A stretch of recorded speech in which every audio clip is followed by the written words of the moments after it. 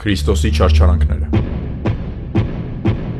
10 փաստ Քրիստոսի չարչարանքները ֆիլմի մասին, որ քչերը գիտեն։ Առաջին. Գիբսոնը ուզում էր ֆիլմը թողարկել առանց թարգմանության։ Ամբողջ ֆիլմը հնչի արամերենով եւ լատիներենով, որպեսզի հանդիսատեսը պարզապես նետվի տեսարանի մեջ առանց լեզուն հասկանալու։ Հետո այդ միտքը փոխվեց եւ ֆիլմը դուրս եկավ ենթագրերով, այսինքն սուբտիտրներով։ Երկրորդ. Ֆիլմը բառացիորեն ինքնաֆինանսավորվել է։ Արտադրական բյուջեն մոտ 30 միլիոն դոլար էր։ Մել Գիբսոնը նույնիսկ իր ունեցվածքն է գրավ դրել ֆիլմի համար։ Ծախսը Գիբսոնի հետ կիսել է Icon Productions-ը, ոչ մեծ հոլիվուդյան ստուդիան։ Հետո ֆիլմը դարձավ համաշխարհային հիթ 610 միլիոն դոլար համաշխարհային հավաքով։ Երրորդ. Ջիմ Քավիզելը նկարահանման ժամանակ կայծակից հարված ստացավ։ Քանի որ Լեռան Գագաթին նկարահանված տեսարաններ կային, կայծակը խփել է հենց ուղիղ Հիսուսի դերակատարին։ Ջիմը պատմում է, որ նա պարզապես հասցրել է մտածել, որ մահացավ։ Բացի դա նաև ստացել է ուսի վնասվածք, հիպոթերմիա։ Խնդրում եմ հետևեք ալիքին։ Չորրորդ. Խաչը կրելիս նրա բերանից դուրս եկած արյունը massամբ իրական է։ Քեվիզելը պատմում է, որ խաչը գլխին ընկնելու ժամանակ նա կծել է այտը եւ լեզուն եւ տեսարաններից մեկում երևացող արյունը նրա արյունն է, ոչ թե գրիմի արդյունք։ 5-րդ. Խարազանման տեսարանում դերասանին իրոք հարվածեցին։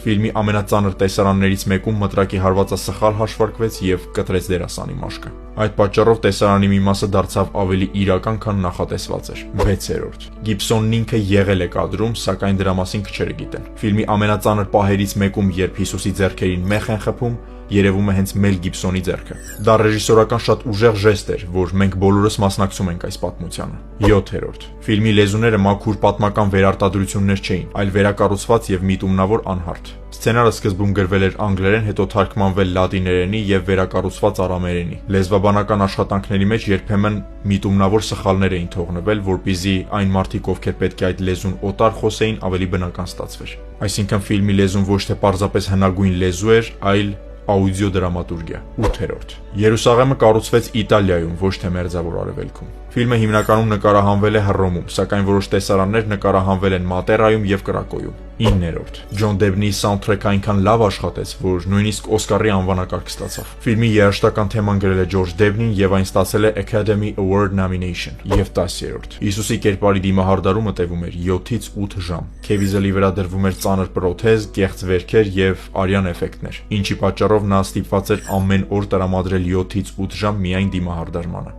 Հետևեք ալիքին, դեռ շատ ֆիլմերից ենք խոսելու։